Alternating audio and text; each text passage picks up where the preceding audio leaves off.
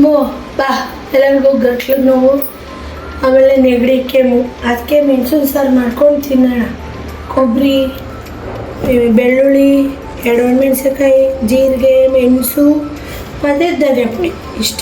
ಇವಾಗ ಇದೆಲ್ಲನೂ ರುಬ್ಬಕ್ಕೆ ಹಾಕ್ಕೋಬೇಕಾ? ರುಬ್ಬಿಟ್ಟು ಒಗ್ಗರಣೆ ಮಾಡಿ ಅನ್ನ ಮಾಡಿ ತಿನ್ನೋದು. ನೆಗಡಿ ಓಡ್ಬಿಡ್ತದೆ. ಇದೆಷ್ಟು ಸ್ಪೂನು?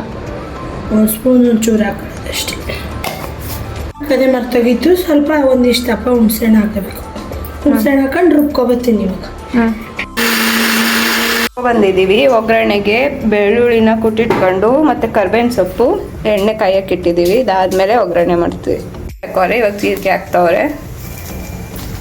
ಹಿಂಗೆ ಒಗ್ಗರಣೆ ಹಾಕಿ ಇದಕ್ಕೆ ಈ ರುಬ್ಬಿಟ್ಕೊಂಡಿರೋಂಥದ್ದನ್ನ ಹಾಕಿ ತಿನ್ನೋದು.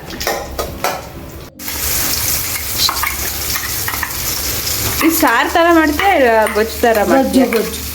ಹಾಂ, ಅದು ಇನ್ನೊಂದು ಜೀರಿಗೆ ಸಾರು. ಇದು ಮೆಣಸು ಬೆಳ್ಳುಳ್ಳಿ ಸಾರು. ಯಾಕಂದರೆ ಸಾರು ಥರ ಮಾಡಿದ್ರೆ ನಾನು ನಮ್ಮ ಅಮ್ಮ ಮತ್ತು ರಕ್ಷಿತಾ ಮಾತ್ರ ತಿನ್ನಬೇಕು. ನಮ್ಮ ಅಪ್ಪ ಯಾರು ತಿನ್ನಲ್ಲ. ಯಾರು ತಿನ್ನಲ್ಲ ಕೈಸ್. ಅದಕ್ಕೆ ಎಣ್ಣೆಲಿ ಚೆನ್ನಾಗಿ ಹುರ್ಕೋತಾರೆ ಹಸಿ ವಾಸನೆ ಹೋಗೋವರೆಗೂ. ಫುಲ್ ಎಲ್ಲ ಫ್ರೈ ಆಗಬೇಕು. ಹಾಕ್ತಾ ಇದ್ದೀವಿ. ಸ್ವಲ್ಪ ತುಂಬ ಗಟ್ಟಿಯಾಗಿ ಚೆನ್ನಾಗಿರೋ ಅಂತ ಒಂಚೂರು ನೀರು ಹಾಕಿದ್ದೀವಿ. ಅದು ಎಣ್ಣೆ ಎಲ್ಲ ಮೇಕ್ ಬರಬೇಕು. ಹಾಕೊಂಡು ಹಿಂಗೆ ಎಣ್ಣೆ ಎಲ್ಲ ಬಿಟ್ಕೊಂಡಿದೆ ಅಷ್ಟೇ. ಇದು ಆಫ್ ಮಾಡಿ ಅನ್ನ ಆದಮೇಲೆ ಅನ್ನಕ್ಕೆ ಹಾಕೊಂಡು ತಿನ್ನೋದು. ಬಿಸಿ ಬಿಸಿ ಅನ್ನಕ್ಕೆ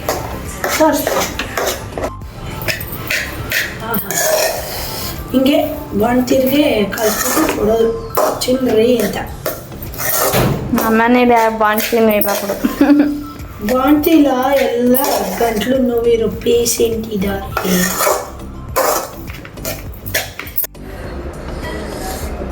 ಸುಡ್ತ ತಿನ್ಬಿಟ್ಟು ಹೇಳ್ತೀನಿ.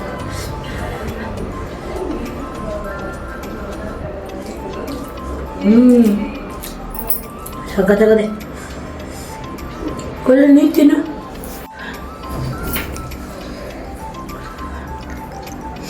ನಿಜ ಸಕ್ಕತ್ತೈತಿ. ಹಂಗೆ ಇನ್ನೂ ತಿನ್ಬೇಕು ಅನಿಸ್ತದೆ ನನಗೆ.